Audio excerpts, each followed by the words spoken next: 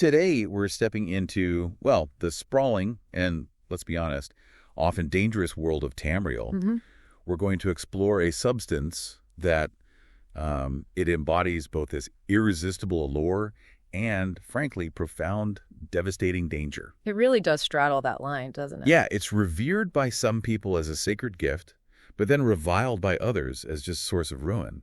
And it leaves this undeniable, often horrifying mark wherever its influence spreads. No question. We are, of course, talking about skooma. Okay, let's unpack this. This hallucinatory narcotic, it's steeped in mystery, controversy, and truly profound cultural significance within the world of the Elder Scrolls. And what's truly fascinating here, I think, is how a single substance like skooma can embody such a wide, often contradictory spectrum of effects and meanings, from its deep roots in ancient spiritual beliefs and, well, sacred rituals, all the way to its ruinous impact as a pervasive, debilitating addiction. We're going to see a complex and often tragic tapestry of lore unfold before us. So what are we covering today specifically? Well, throughout this deep dive, we'll cover skooma's true nature, how it's consumed. We'll delve into its surprising origins rooted in those deeply held ancient beliefs. Okay. Expose its devastating and widespread impact on both individuals and Tamrielic society at large. And finally, sort of unravel its complex, multifaceted cultural dimensions. Right. And for this particular deep dive, we've pulled from a truly comprehensive stack of incredible sources. Yeah, the material's rich. It really is. Our material includes a vast array of lore documents, ancient and modern journals, official imperial reports, even personal accounts woven right into the fabric of Tamriel's history. These really paint a comprehensive and, often chilling picture of skooma's pervasive influence. And our mission isn't just to summarize these documents. We want to distill them, right? Extract the vital, interconnected information you need to truly understand skooma, far beyond just its surface-level notoriety as the bad drug in a fantasy world. Exactly. We want to understand its soul, for lack of a better word. Yeah, the soul of it, and the soul of the world it inhabits. So let's begin with the most fundamental aspect. Yeah. What is skooma? Okay. At its core, it's a hallucinatory narcotic.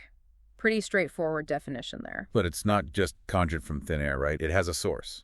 No, absolutely not. It's specifically a highly refined form of another substance, a crystalline substance called moon sugar. Moon sugar, okay. And this intrinsic connection to moon sugar is absolutely fundamental to understanding everything about skooma, its nature, its origins, its profound effects. Without moon sugar, there's simply no skooma. Got it. So what does it look like if you encounter it? Right. Well, it typically appears as a liquid, often described as having a milky or maybe somewhat viscous consistency. Sometimes it even shimmers faintly. Huh. Yeah. And while you might initially imagine it's just consumed as a drink, like a potion. Right. That's what I pictured. Well, our sources indicate that its primary method of consumption is actually through smoking, often using an elaborate water pipe, sometimes called a skooma pipe. A specific pipe for it. Often, yes.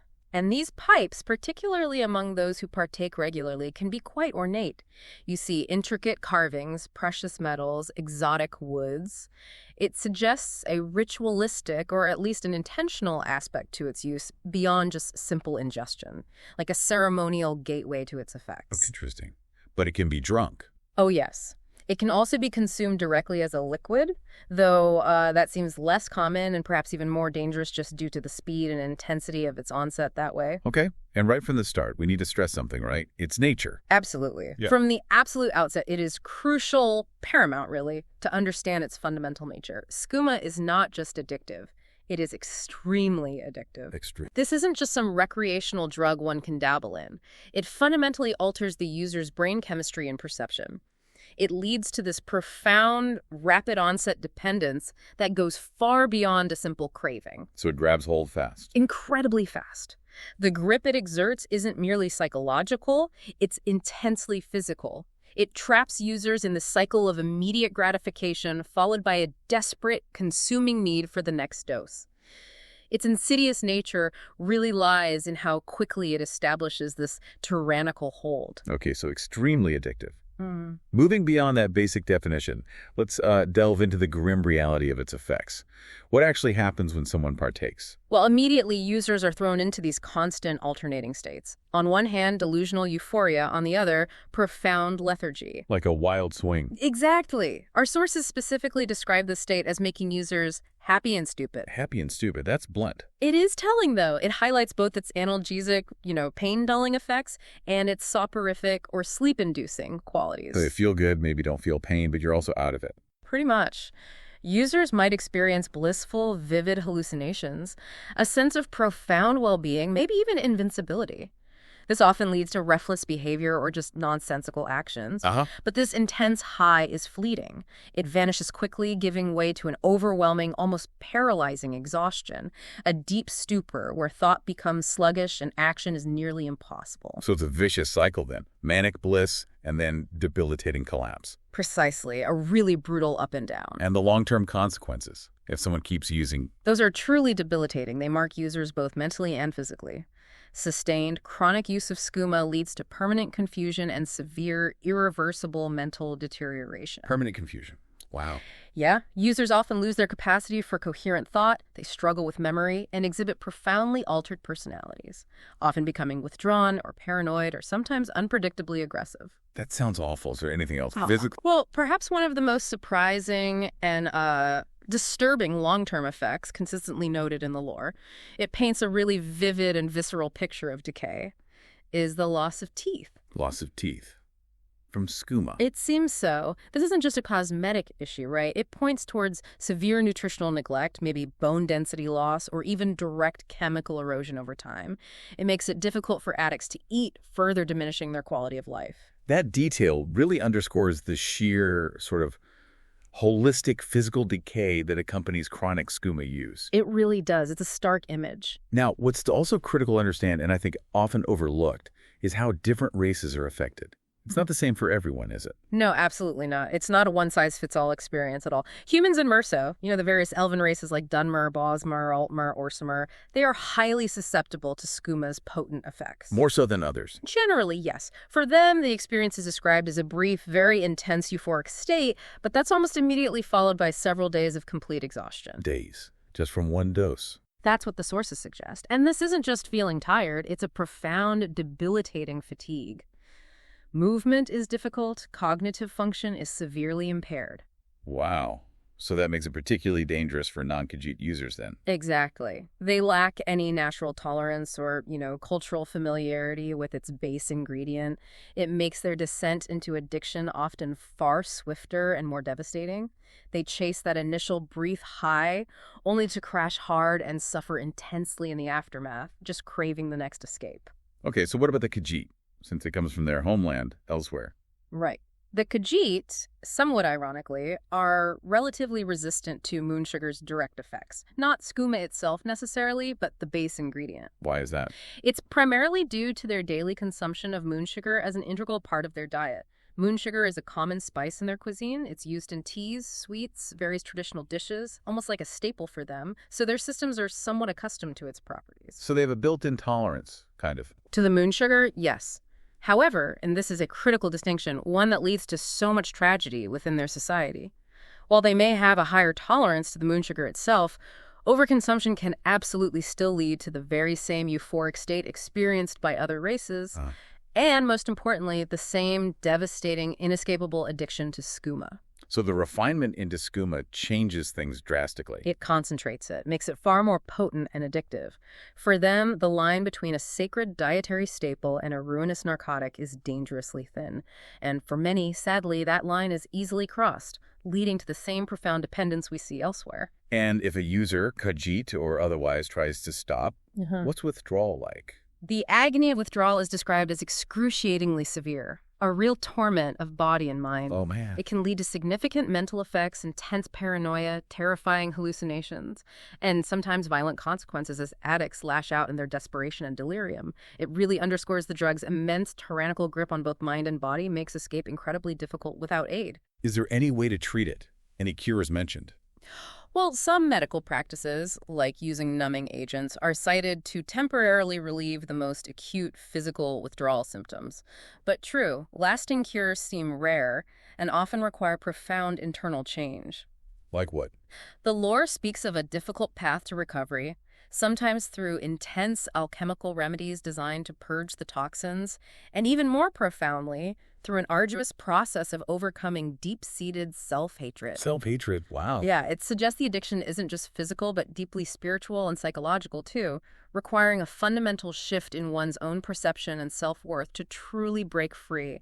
It's not just about stopping the substance. That makes sense. Now, are there different types of skooma, or is it all the same? Oh no, there are variants, and some are even more dangerous and potent, each with its own horrific set of risks. Tainted skooma, for instance, is a particularly insidious form. Tainted how? It's often produced from poor quality ingredients, specifically moldy moon sugar, which is significantly cheaper and easier for unscrupulous dealers to get, especially when raw materials are scarce. So they cut corners to make more profit. Exactly. But this cost-saving measure comes with a horrific, often agonizing price for the user. Tainted skooma leads to far more extreme side effects than its pure counterpart, things like violent convulsions, internal bleeding, and tragically agonizing death. Oh my God. It's a stark reminder of the ruthless economics of the illicit drug trade, where profit is prioritized over even the most basic human safety. Are there others? More potent ones? Yes. Then there's Balmora Blue, highly illegal and exceptionally potent variety. Balmora Blue. Sounds exotic. It's not just moon sugar. It's created by adding other undisclosed ingredients, probably powerful alchemical compounds, to significantly increase its strength and the intensity of its high. Where was it common? Historically, before the catastrophic destruction of Balmora during the Red Year, that massive volcanic eruption that reshaped Morrowind Balmora Blue was an incredibly lucrative underworld commodity, particularly sought after in the city itself. Right. Its reputation as a powerful, exclusive drug made it highly desirable. After the city's demise, its value apparently increased exponentially. It became this even more mythical and desperately sought-after commodity on the black market, kind of a relic of a lost era that only heightened its allure. Wow. Any more recent variants? And then in the Fourth Era, a more recent period in Tamrielic history, we see the emergence of redwater skooma. Redwater skooma. Sounds ominous. It is. This form is even more potent and sinister. It's refined using water from the infamous blood spring of Lengir's Feast, a place known for its dark necrotic properties up in Skyrim. Okay, why? What's the purpose? Its use is particularly grim. Vampires. Vampire. Yes, cunning and predatory. They utilize redwater skooma as a means to exploit unsuspecting skooma addicts. They intentionally get individuals hooked on this exceptionally potent variant, effectively trapping them in a cycle of addiction and dependence. Why would they do that? It creates a ready and desperate supply of victims from whom the vampires can regularly draw blood, ensures continuous vulnerable food source without the need for constant hunting. It's a chilling example of how the drug trade can be weaponized for truly vampiric purposes. That is horrifying, just using addicts as a blood farm. Pretty much sums it up. To really grasp the personal devastating toll, you mentioned an anecdote. Yes, the case of Wujita, an Argonian citizen living in Riften. Her story isn't just abstract lore, it's a poignant, heartbreaking narrative that personalizes the drug's destructive power. What's her story? She explicitly seeks help, desperately for her skooma addiction, because of its severe, crippling impact on her ability to keep her job at the Riften fishery and, well, her entire life. She's aware and wants out. Absolutely. She describes losing all her gold to the addiction, feeling utterly trapped. She says she'd already be on her way out of this horrible city, if not for Skooma's relentless grip. Her plea for just a simple healing potion to cleanse this poison from her body really drives home the raw desperation of addiction. Just wants a moment of clarity. Exactly. And her hope for even a temporary reprieve. She even mentions a commonly held, though maybe unsubstantiated, belief that the Dunmer, the Dark Elves, originally developed skooma, which highlights how blame and suspicion can spread across racial lines regarding the drug's origins. Yeah, that personal narrative from Wujita is crucial. It takes this abstract concept of addiction and just grounds it in a relatable, painful struggle for survival, for dignity, for some semblance of normalcy. Exactly. It's not just about fantastical effects or grand smuggling schemes. It's about the relentless erosion of an individual's life, their aspirations, their very self-worth. Her story resonates because it could be anyone, highlighting the universal nature of addiction, even within a fantasy setting. Okay, so we've explored what skooma is and the devastating effects it has. But how is this menace actually made? What's the process? Well, the production involves a specific and often hazardous refinement process. It meticulously takes raw moon sugar and transforms it into the potent liquid form. Hazardous how?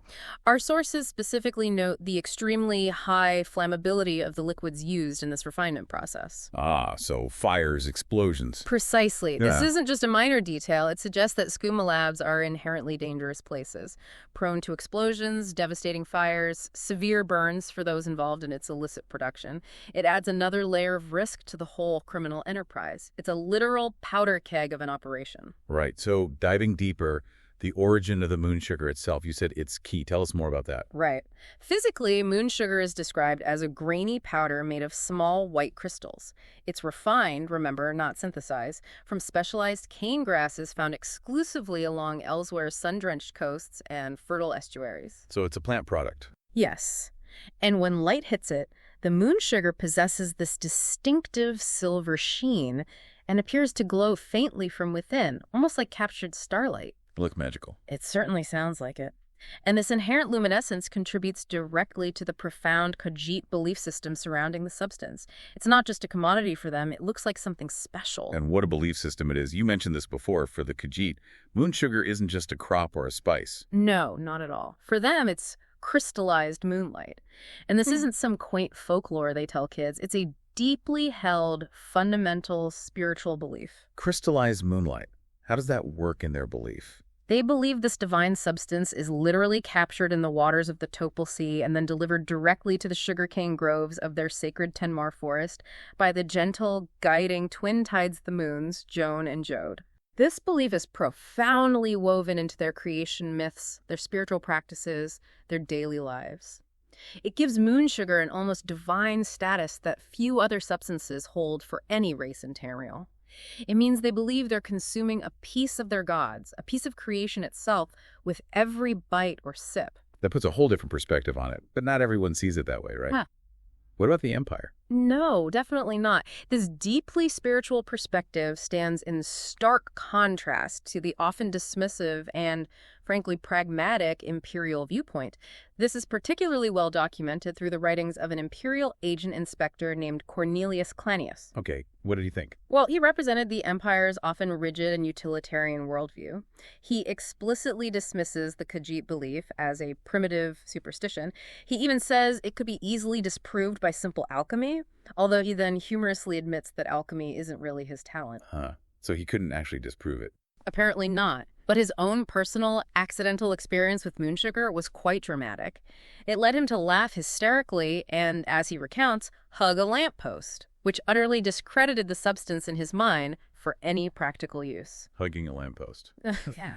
He famously concluded that widespread moon sugar consumption would cripple the Empire's work ethic, leading to an entire generation of, in his words, degenerates who sit around eating sweets and discussing their feelings in public. Wow. Talk about a cultural clash. Absolutely. His view vividly highlights the profound misunderstanding between the Khajiit's spiritual reverence and the Empire's utilitarian disdain for a substance so deeply entwined with a people's identity.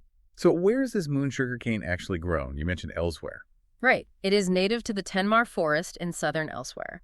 It thrives in that unique climate and soil. However, its production isn't confined solely to its homeland. Well, where? It also occurs in other plantations, places like the island of Canarthy's Roost and in the marshy regions of Reaper's March. Both areas have similar environmental conditions. Needs specific conditions, then. It seems so. These distant plantations often require extensive irrigation systems using captured rainwater. It demonstrates the significant effort and infrastructure required to cultivate this specific crop outside its native zone. Any attempts to grow it elsewhere that failed? Interestingly, yes. The lore notes several unsuccessful attempts by opportunistic criminals to grow moon sugar cane in the volcanic, ash-blighted lands of Vivardenfell in Morrowind. None take. Apparently not.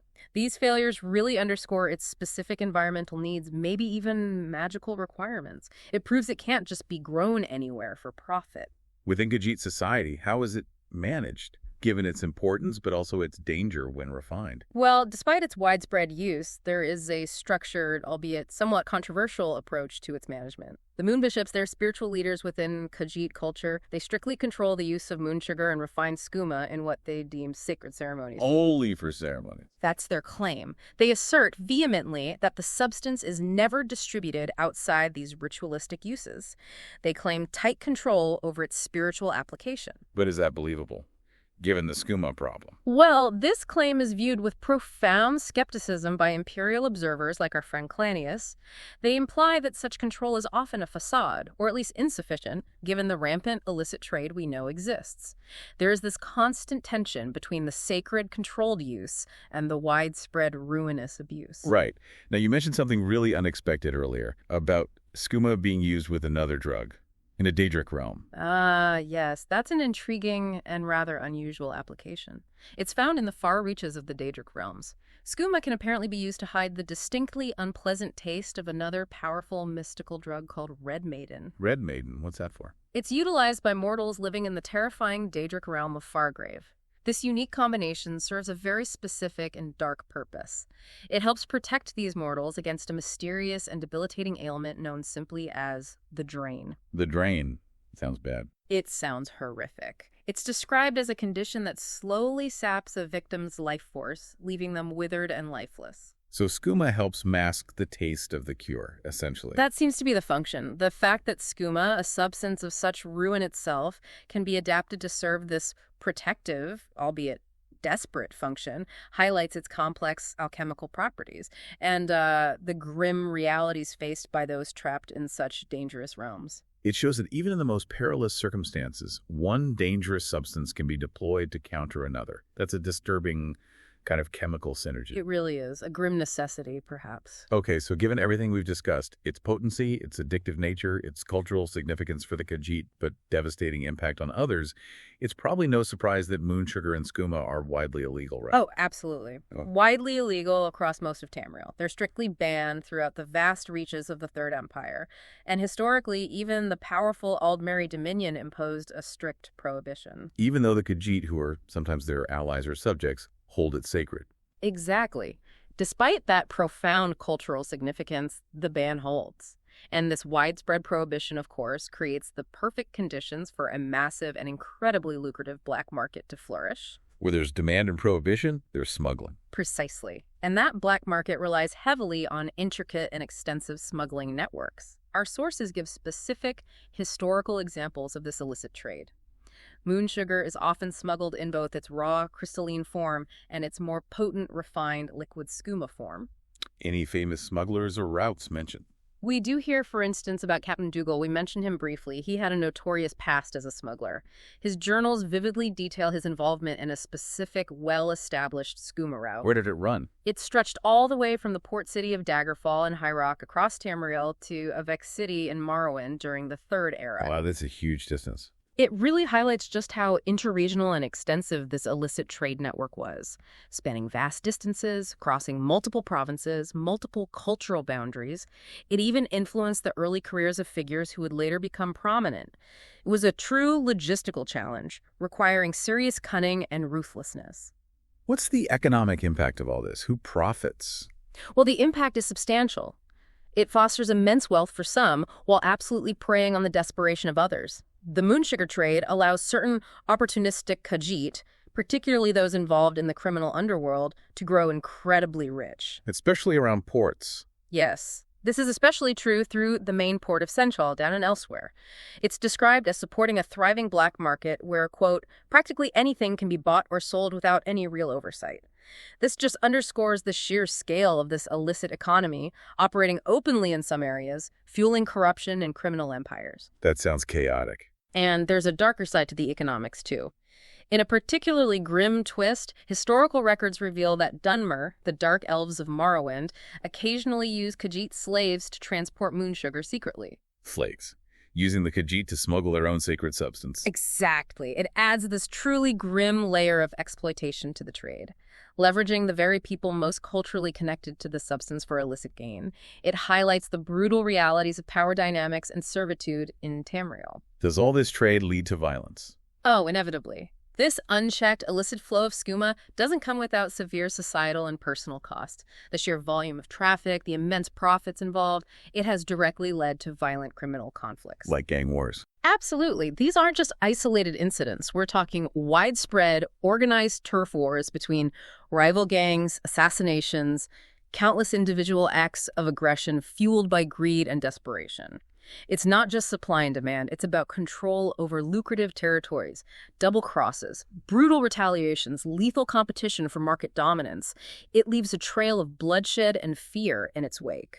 The pursuit of skooma profits tears communities apart and ignites these brutal, often unseen wars. Is there a specific story that illustrates this? There is a particularly vivid and chilling anecdote that perfectly illustrates this treachery and the corrupting influence. The infamous Smuggler's Island tale. Smuggler's Island. What happened? It recounts the grim fate of a moon sugar smuggling operation gone horribly wrong. 2 survivors from a shipwrecked boat, which was laden with a valuable cargo of moon sugar, find themselves stranded on a desolate island. Just 2 of them. Yes. Their names were Cerise and Harithol, former partners in the venture. Cerise, battered and in excruciating pain from the shipwreck, makes a fateful decision. He consumes some of the raw moon sugar, hoping it will dull his injuries. Did it work? Maybe it dulled the pain, but what followed was a descent into cold-blooded, ruthless greed, fueled perhaps by the moon sugar's effects, maybe just by the overwhelming desire to claim all the profits for himself. Cerise meticulously plots the murder of his companion, Harithol. No, his partner. Yes. He uses Harithol's own fishing spear, a weapon he apparently learned to wield only by observing his unsuspecting companion, and carefully plans the precise trajectory from a tree branch to ensure a swift, silent death. That's cold. Incredibly so. If we connect this to the bigger picture, this tale dramatically illustrates the profound, soul-corrupting influence of Skooma's illicit trade. Yeah, turning partners into prey. Exactly. Transforming shared survival into a ruthless, zero-sum game. It showcases the extreme lengths individuals will go to for wealth, driven by the lure of this powerful, inherently corrupting commodity. The moon sugar isn't just a physical intoxicant here. It seems to amplify the darker aspects of Tamrielic nature, turning even close bonds into instruments of betrayal for profit. It's not just a cautionary tale. It's a testament to the moral decay that accompanies the illicit drug trade. Well put. Okay, beyond the chemical effects and the massive illicit trade, skooma, or maybe more accurately, its source, moon sugar, holds immense social and cultural weight, especially for the Khajiit people, right? Immense is the right word. It's far, far more than just a food additive or a recreational substance for them. Moon sugar is revered by the Khajiit as quite literally the holiest of substances. Its significance for them truly cannot be overstated. Holiest of substances. How does that play out culturally? Well, it holds profoundly deep cultural and religious significance. It's used extensively, not recreationally in the way we might think, but in sacred religious ceremonies honoring their many gods, particularly the lunar twins, Joan and Jode, the moons. The moons again. They're central. Absolutely central. Wow. The Khajiit truly believe that by consuming moon sugar during these rituals, they are metaphorically imbibing small portions of their gods' eternal souls. Wow. Connected directly with the divine. Exactly. This leads to profound spiritual experiences, often manifesting as fits of ecstasy and abandon. It's seen as a direct communion with the divine. This spiritual connection is fundamental to their identity. Remember their creation story. Azura, the mother of all Khajiit, is said to have created moon sugar by making the moonlight itself shine down upon the marshes, where it crystallized. So it's literally a gift from their creator god in their eyes. Precisely. It's integral to their mythology, their spiritual practice, their sense of self. However, this widespread consumption, even in a cultural and ritualistic context, it has a dark side, doesn't it? A visible impact. It does. A deeply visible and tragic societal impact, particularly in Elsewhere, the Khajiit homeland. The lore describes the streets of Elsewhere's major cities as literally strewn with Khajiit, sometimes referred to dismissively by outsiders as catmen, shivering uncontrollably and publicly in the grip of what are grimly called sugar fits. Sugar fits. So withdrawal or maybe overdose right there in public. It sounds like it. This stark reality underscores the incredibly fine, precarious line between sacred ritual and widespread societal devastation. What might begin as a spiritual sacrament for some can easily spiral into a public health crisis for many others, leaving this visible scar on the landscape of their homeland. And there's a connection to madness, a Daedric prince. Yes. This substance, in its most extreme manifestation as skooma, even has a chilling connection to the Daedric prince of madness himself, Sheogorath. Sheogorath. How does he fit in? Among the Khajiit, he's known by a rather infamous moniker, the Skooma cat. The Skooma cat. Why? The association is chillingly simple and widely accepted within Khajiit culture, for nothing is madder than a cat on skooma. Okay, that's disturbingly apt. Isn't it? There's even a pervasive belief that skooma serves as the direct medium through which Sheogorath speaks. Like, it's a conduit for his insane pronouncements and chaotic whims. So using skooma might attract his attention. Some tales suggest exactly that intense rituals involving the substance can indeed attract his capricious attention, particularly when performed under the protective gaze of the lunar lattice, which is a magical construct guarding the moon paths. That's fascinating. Does he appear as a cat? Interestingly, yes, Sheogorath is humorously depicted in some lore as appearing as an alfik, that's a small, house cat-like Khajiit form when taking on the role of the skooma cat. A house cat prince of madness. Apparently, and in this guise, despite his terrifying power, he's supposedly easily distracted by trivial things like a ball of yarn. Our ball of yarn. Okay, that's Sheogorath. All right. Chaotic. It highlights his unpredictable nature perfectly, even amidst his terrifying power. Now, the harsh reality of addiction. Are there specific places associated with it? Like dens? Yes, starkly visible in places like the infamous Skooma Den in the city of Brafel within Cyrodiil. This establishment is explicitly described in imperial reports as a disgraceful place. A literal, squalid residence for addicts who simply can't stop drinking the stuff. Just a place where people go to waste away. Essentially, yes. It's a microcosm of the devastation overlooked by the wider society. Are there named individuals there? Examples? Yes, and within this specific den, we find heartbreaking examples of lives utterly consumed by the drug. Jizendar, for instance. He's a Khajiit pauper and junkie who apparently never leaves the den, spending his entire life just drinking skooma. Never leaves. He's described as utterly unapproachable, often threatening. His personality warped by the drug, a stark contrast to the often amiable nature of his kin. Anyone else? Then there's Arvani, another Khajiit pauper and junkie. He's described as being extremely humble and keenly focused on avoiding any conflicts. Also never leaves the confines of the den. His quiet desperation is perhaps even more chilling. And not just Khajiit. No. There's Rester the Rotted. He's a Nord pauper and addict. He loudly and publicly obsesses over an embarrassing itch on his thigh, a grim testament to his physical decline. An itch. He's so desperate, so entirely enslaved by his addiction, that if he runs out of skooma, he will resort to stealing it without hesitation, just showcasing the lengths an addict will go to. And you mentioned something about game mechanics. Responsibility. Right. What's particularly notable about these characters, from a game perspective, is that they all have asero responsibility.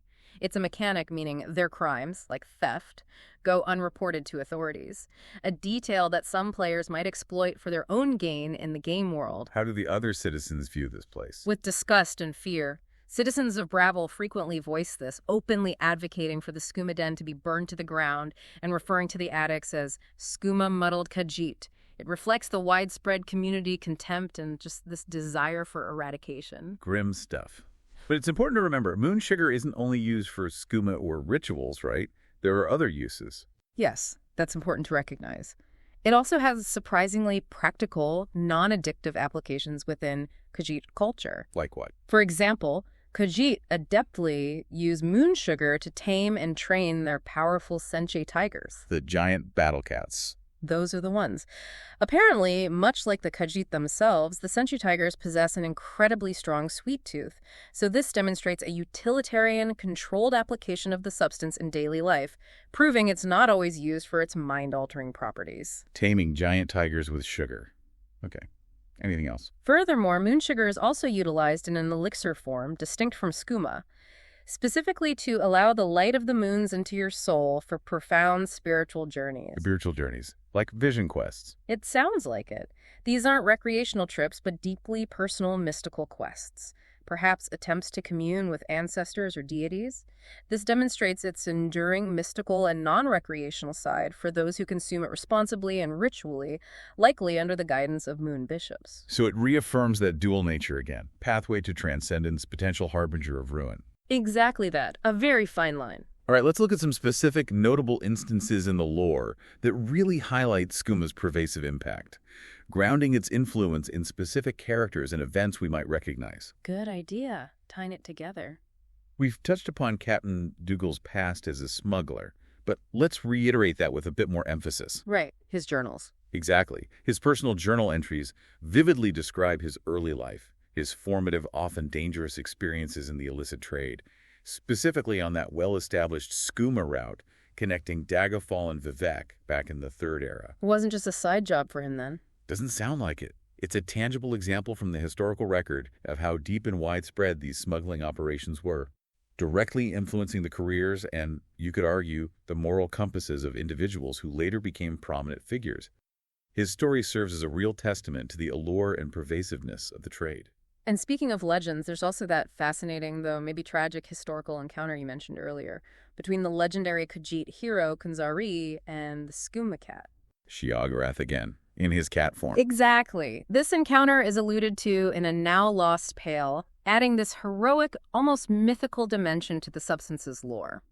What we know about it. Not much, unfortunately. The full details are obscured by time, but the mere mention suggests that Skooma and its direct association with madness has been a significant force even in the Age of Heroes, perhaps serving as a test of will or a direct confrontation with the chaos that the substance embodies. So even heroes had to deal with its influence, or the influence of madness it represents. It implies a deeper, almost fabled struggle against the corrupting influence of the Prince of Madness through his skooma-infused guise. And finally, circling back to that deeply personal impact, Ujita's struggle in Riften. Yeah, her story's powerful. It really is. We talked about her plea for help, how the addiction directly impacted her ability to keep her simple job at the Riften fishery. Her desperate words, they echo the despair of so many addicts, don't they? If it wasn't for Skooma, I'd already be on my way out of this horrible city, all my gold completely gone. Now I have to start over. It's just heartbreaking. Yeah. Her repeated attempts to find a cure, her shame, her desperate hope for just a simple healing potion to cleanse her body. It speaks volumes. She represents those countless individuals whose lives are utterly derailed, their futures stolen by this insidious drug. And her story really brings up an important question, doesn't it? One that extends beyond Tamriel and maybe into our own understanding of addiction and culture. Which is? How do societies grapple with substances that are simultaneously deeply culturally sacred for one group, a divine gift, even and yet are incredibly destructive as a widespread illicit narcotic for many others? Right. Skooma presents this unique challenge. It bridges that vast gap between spiritual veneration and ruinous addiction within the same complex world. It forces us to consider the fine line between tradition and exploitation, belief and biology. #outro. So what does this all mean? Sure. I've did a deep dive into Skooma, and what we've discovered is, well, a substance of profound paradox. Definitely paradoxical. We've seen it as a sacred sacrament, right? Yeah. A divine gift from the moons, revered and consumed in religious ceremonies by the Khajiit. Mm-hmm. Part of their core identity. Yet simultaneously, it is a devastating narcotic, a purveyor of madness and decay, and a highly sought-after commodity driving ruthless, violent trade across the entire continent of Tamriel. Two sides of the same coin. It's a substance woven into the spiritual fabric of Khajiit culture, a source of their identity, their connection to the divine. Yet it's simultaneously a source of immense suffering, widespread illicit activity, and heartbreaking personal ruin for so many. Yeah. And if we connect this to the bigger picture, Skooma's lore isn't just about a fictional drug in a fantasy game. It really isn't. No, it's a profound, detailed window into the complex interplay of belief systems, biology, the cold realities of economics, and the chilling specter of madness within that fantasy world. It mirrors things in our world, then. I think it does. It reflects many of the challenging questions and dilemmas we face in understanding addiction, its multifaceted societal roots, and the incredibly diverse, often conflicting ways substances can be perceived, utilized, and tragically abused. It prompts us to consider how something deeply meaningful can be twisted into something deeply destructive. That's a powerful thought. Mm-hmm. So, as you, our listeners, go about your day, maybe consider this provocative thought. How do the very elements that grant strength, identity, and spiritual meaning to one culture become twisted, maybe even perverted, into a force of profound weakness and ruthless exploitation by others? It's a tough question. It is. What does Skooma truly reveal? Not just about the fictional world of Tamriel, but maybe about the fundamental nature of power, the fragility of faith, and the enduring seductive power of temptation itself. It's definitely something worth mulling over.